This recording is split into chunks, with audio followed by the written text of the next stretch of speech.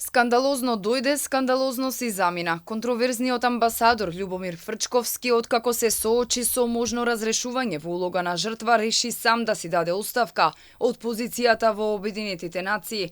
Оставката ја депонирал до Министерството за надворешни работи и до председателката Гордана Силјановска-Давкова. Од нејзиниот кабинет потврдија дека ја примиле.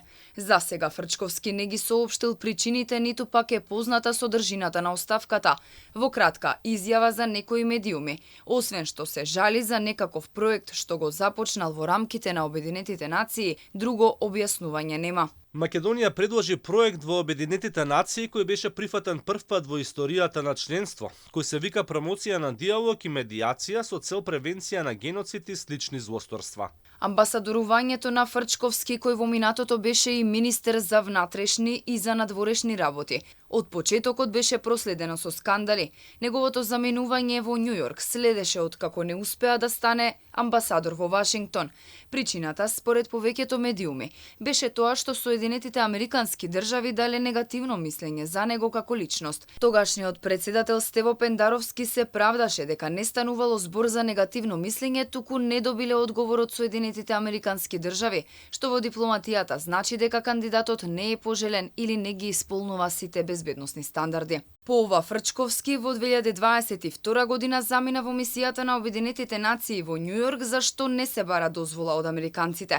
Оставката на Фрчковски следи откако минатиот месец тој беше повикан на разговор во МНР поради можни финансиски нерегуларности во работењето на представништвото. Тој тогаш призна дека користел државни пари од службената картичка за приватно да си купи авионски билети кон Македонија, но се правдаше дека морал поради итна медицинска интервенција, а потоа и да присуствува на погребот на својот брат. Вети дека ќе ги врати парите. Сомнежи имаше и за парите од сукцесијата, зашто се правдаше дека ги уплатил. Според експертите, овој случај треба да биде символ за почетокот на една реконструкција на македонската дипломатија, која сите овие години повеќе работела против отколку за интересите на Македонија. Нека го символизира почетокот на една длабока реконструкција на македонската дипломатија.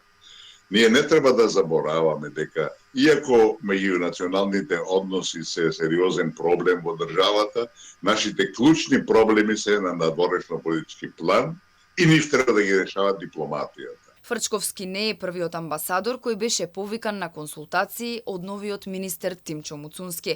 Во Скопје мораа да се вратат и амбасадорот од Италија, Весел Мемеди, кој на своја рака ги извести тамошните власти дека пасошите без Северна не важат, иако немаше таква насока од МНР, како и амбасадорот во Албанија, Данчо Марковски, кој и покрај алармот на нашинците таму за бугарската пропаганда за време на пописот не направил ништо.